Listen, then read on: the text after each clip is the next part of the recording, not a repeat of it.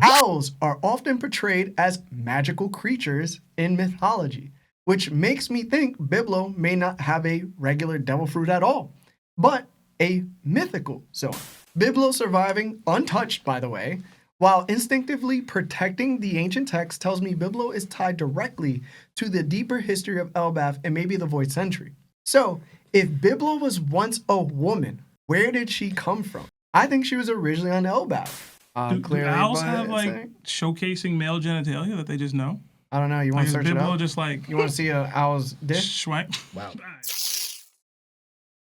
The Biblo part, I didn't think we'd get an answer to the question of what happened with the books so quickly. I thought that would be like a whole secondary thing that ended up happening in the arc where we'd have to figure that out. I don't know if I'm happy or sad that we didn't get more of a plot point there, but good on the books still being around. But it did make me think even deeper into the Biblo because it has this little cliffhanger in this one little mini section. Who could he be? Who could she be? I don't know. Like, what relevance will they ultimately have? What figure in Elbaph history are they like supposed to play? Have we already seen them? Is it potentially like, is this like this ancient giant? Like, I don't know. Like, my mind started going 1,000 places with who Biblo could be and why we landed on that cliffhanger there for them. Maybe it's something Robin will end up reading in one of these books. I don't know. But like Saul, I'm even more perplexed now too. Also, how do you do it? Did you just make them all really small? Like, I don't know. What? How did you move how do you physically move all the books? I don't know. I thought the same thing too. How did Biblo do it? Because like we keep seeing his owl form. Now I'm thinking, is there another form he has? Because he's staying quiet. Because that little look when he says, "I'm more kind of curious about you now." Biblo kind of gives him a look like,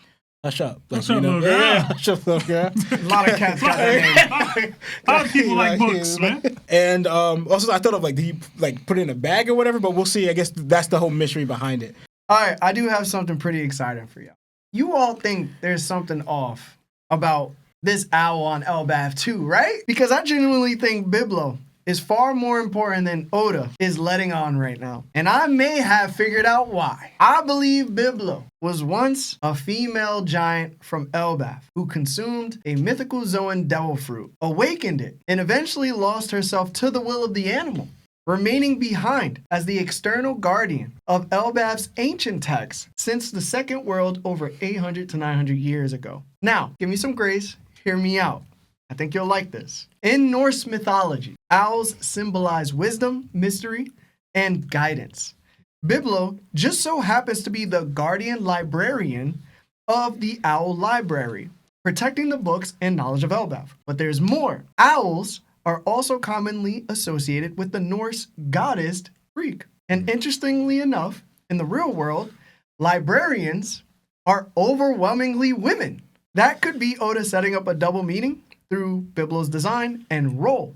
Owls are often portrayed as magical creatures in mythology, which makes me think Biblo may not have a regular devil fruit at all, but a mythical Zoan. So, what sparked this theory? When we first met Biblo, Saul explained that Biblo is the one who lords over the Owl Library. Saul even refers to Biblo as he, the pronoun, but immediately follows that up by saying Biblo has supposedly been around for centuries, at least from what he's heard, right? Hearsay. That's important. Why?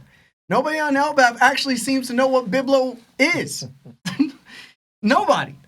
All they know is that any book entering Biblo's territory grows into like an enormous size, which means even Biblo's identity based on assumptions and rumors is what it is. Some people will probably say, well, but Lilith already confirmed Biblo has the grow fruit. Not exactly. Lilith specifically says she suspects Biblo has the grow fruit because inorganic matter increases in size around him. In other words, even Lilith is theorizing. Nothing about Biblo's powers has been outright confirmed yet. And then Oda gives us something even stranger. When killing him sets the Owl Library on fire and Lilith freezes the entire building to save the books, Saul and Robin discover Biblo through a hidden tunnel leading to a secret room, completely unharmed alongside with the books. Afterwards, Saul outright says, yo, Biblo's already mysterious, like beforehand. But now he's even more perplexed about Biblo. What's going on with this owl, bro? That moment feels intentional to me.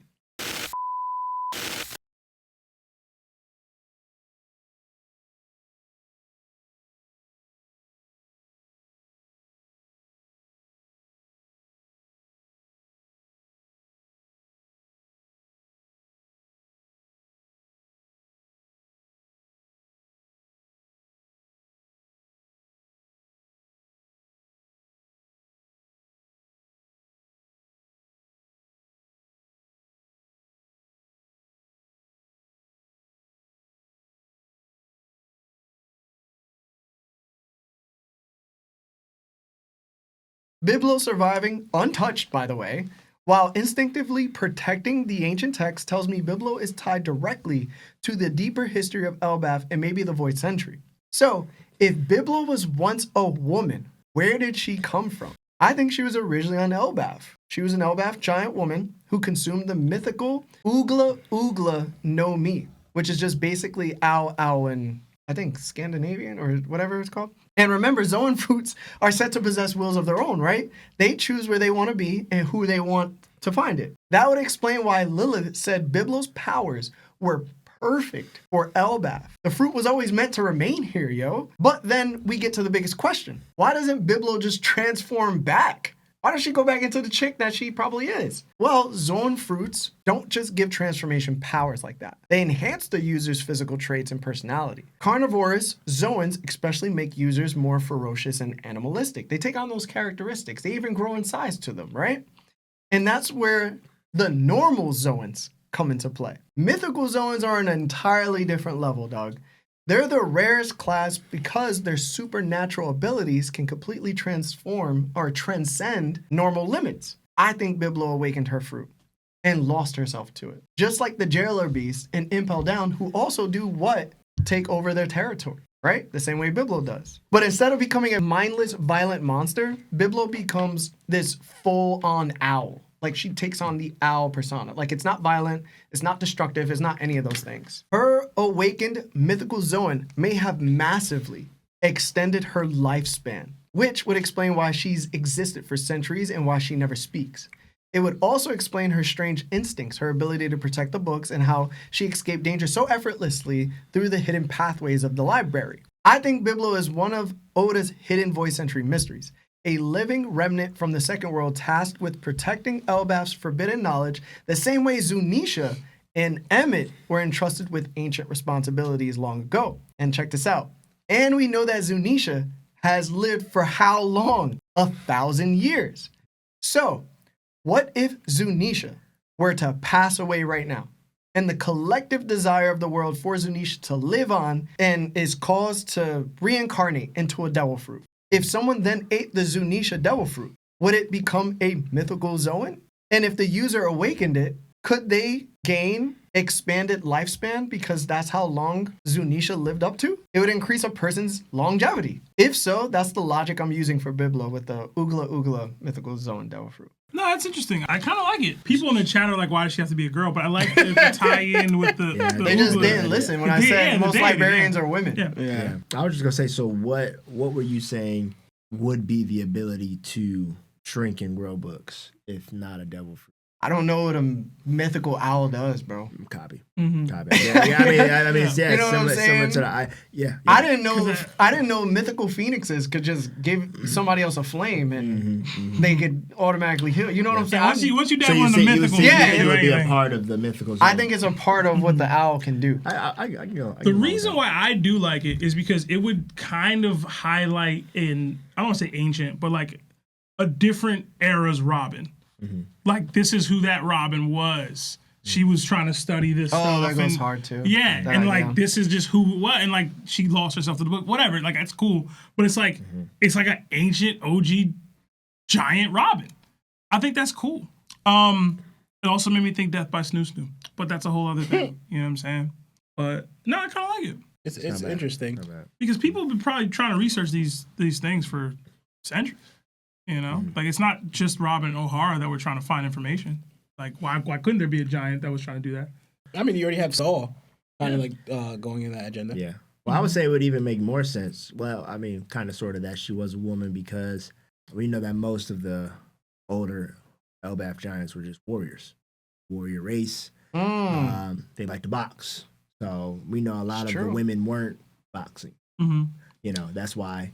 They were giving out the box. Yeah. Okay. I do want to say, shout out to all the male librarians out there. Yeah, for all of you that exist. Yeah, but I was just saying, I was saying it would make sense. Like, oh yeah, well maybe she was just like, yeah, I'm not, you know, I guess in their culture the women aren't fighting as much, so with the mantle of librarian. She could have been the ancient war god's wife. How about that? Yeah. Listen, man, I think, people in chat got to listen to the first part of what I said. Obviously, they were stated as he, but that was clear guesswork on, Saul's part because he doesn't know anything about him. Yeah. Do owls have, showcasing male genitalia that they just know? I don't know. You want to search it Biblo up? just like... You want to see an owl's dick? Schwank? Wow. All right. I guess Biblo is like a masculine name, maybe. It would have been Bibla. Bibla. Yeah. Biblioteca. Bibla. It's unisex like Yamato. Oh, my God.